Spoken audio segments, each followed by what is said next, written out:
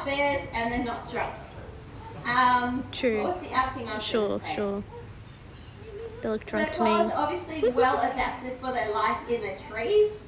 Depending on where you guys are standing, you might be able to see their front paws. Oh yes, this one above me.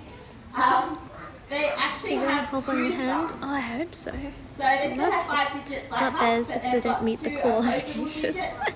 So 2 thumbs. Good one.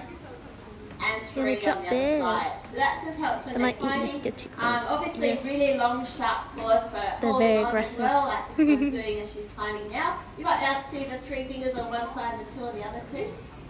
And people ask, how are they comfortable sitting in the trees like that? So basically they kind of have a slightly L-shaped spine with a lot of cushioning or a bit of a plate around their butt.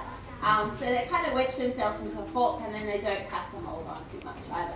Oh, you're right, I'm not going to stand underneath. I don't want to get peed on right now. Oh, sleep. So you can see how they move. Sleep. They're not super graceful or super agile, but they are able to jump quite big distances if they need to. They shouldn't have to.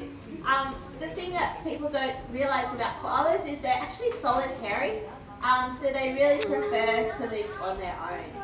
I'm so much like a koala. What we find at a zoo is I get sleepy when I eat. a few females together. I'm very In this solitary. case, we've got 5. If there's enough space, Oh my god, look at this little there's arm. enough of their favourite He's forms. vibing. Oh, look at that. And if there's enough food as well. Otherwise, there will be little squabbles about food or space.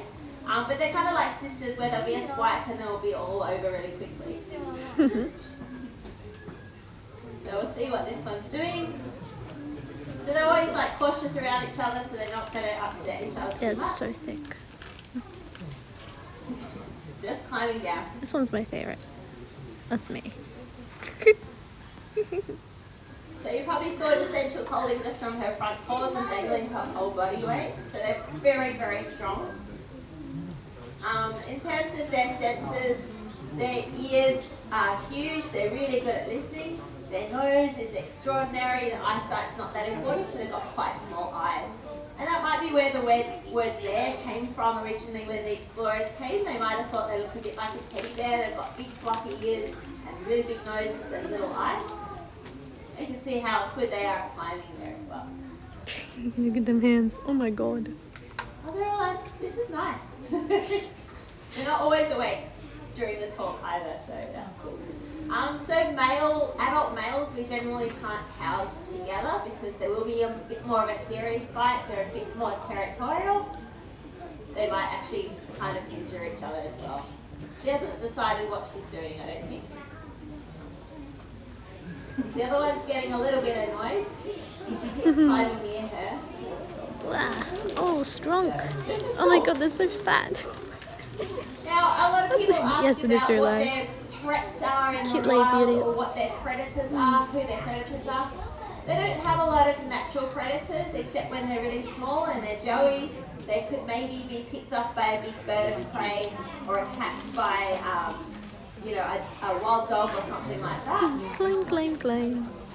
But the main problem that koalas face in Australia is human development and land clearing. So sadly these guys are losing their habitat really, really quickly.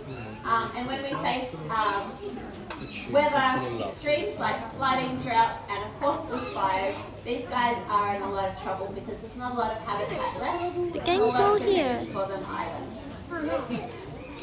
Wow, they're all active. Don't fat shame them.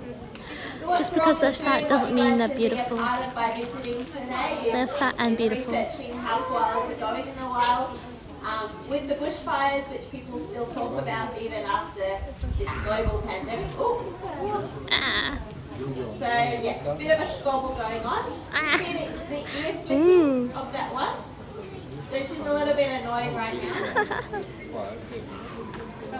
I'm making a funny noise and making like a wow noise.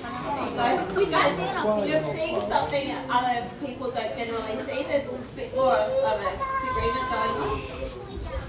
She might actually come down to the ground. We'll see what she does. Oh, protect my space. So normally koalas shouldn't really be on the ground out in the open. They're quite vulnerable. What you doing?